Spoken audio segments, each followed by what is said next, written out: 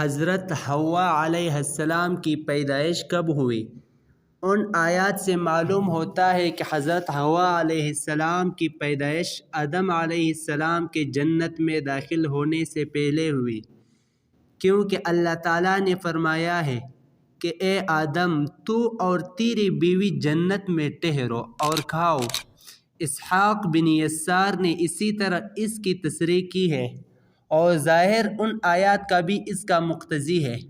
البتہ حضرت ابن عباس رضی اللہ تعالی عنہ سے اور حضرت ابن مسعود رضی اللہ تعالی عنہ سے اور دوسرے کئی صحابہ کرام رضی اللہ تعالی عنہم سے سدی نے نقل کیا ہے کہ ابلیس کو جنت سے نکال کر حضرت آدم علیہ السلام کو وہاں آباد کیا گیا، تو حضرت آدم وہاں اکیلے رہتے تھے اور اجنبیت محسوس کرتے تھے۔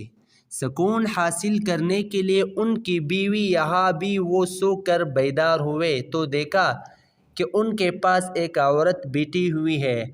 اللہ تعالیٰ نے اس سے حضرت آدم علیہ السلام کی پسلی سے پیدا کیا تھا۔ آدم علیہ السلام نے پوچھا تو کون ہے؟ اس نے کہا کہ میں عورت ہوں۔ پوچھا تجھے کس سے لے پیدا کیا گیا؟ حوا نے کہا تاکہ تو سکون حاصل کرے میرے ساتھ۔ حوا کا معنی فرشتوں نے حضرت آدم علیہ السلام کے علم کا جائزہ لینے کے لیے ان سے پوچھا، اے آدم، اس کا نام کیا ہے؟ آدم نے کہا۔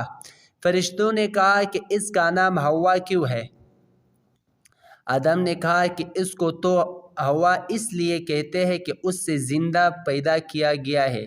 محمد بن اسحاق نے حضرت ابن عباس رضی اللہ تعالی عنہ سے ذکر کیا ہے کہ حضرت آدم علیہ السلام کے بائیں کی طرف کی چوٹی پسلی سے پیدا ہوئی، جبکہ حضرت آدم علیہ السلام سوئے ہوئے تھے۔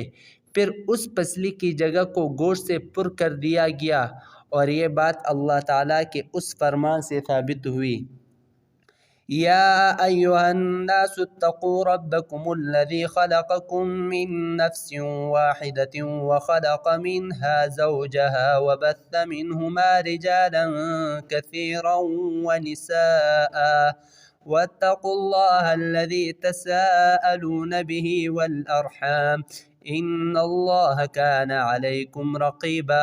سورۃ النساء۔ اے لوگو، اپنے پروردگار سے ڈرو جس نے تم کو ایک شخص سے پیدا کیا، یعنی اس سے اس کا جوڑا بنایا، پھر ان دونوں سے کثرت سے مرد و عورت پیدا کر کے روئے زمین پر پھیلا دیے، اور خدا سے جس کے نام کو اپنے حاجت برآری کا ذریعہ بناتے ہو ڈرو۔ اور اس بارے میں اللہ تعالیٰ کا یہ قول ہے، وَهُوَ الَّذِي خَلَقَكُم مِّن نَّفْسٍ وَاحِدَةٍ وَجَعَلَ مِنْهَا زَوْجَهَا لِيَسْكُنَ إِلَيْهَا۔ سورۃ الاعراف۔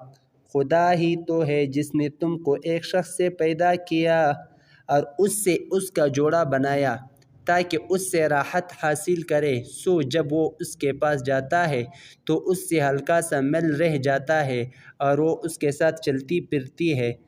مزید بحث اس کے متعلق آگے آئیں گے۔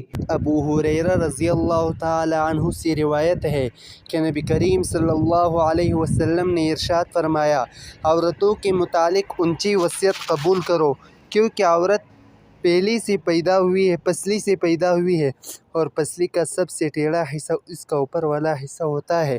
اگر تو اس سے سیدھا کرنے لگ جائے تو اس سے توڑ بیٹھے گا، اور اگر اس کو چھوڑ دے گا تو اسی طرح وہ ٹیڑھی رہے گی۔ اس لیے عورتوں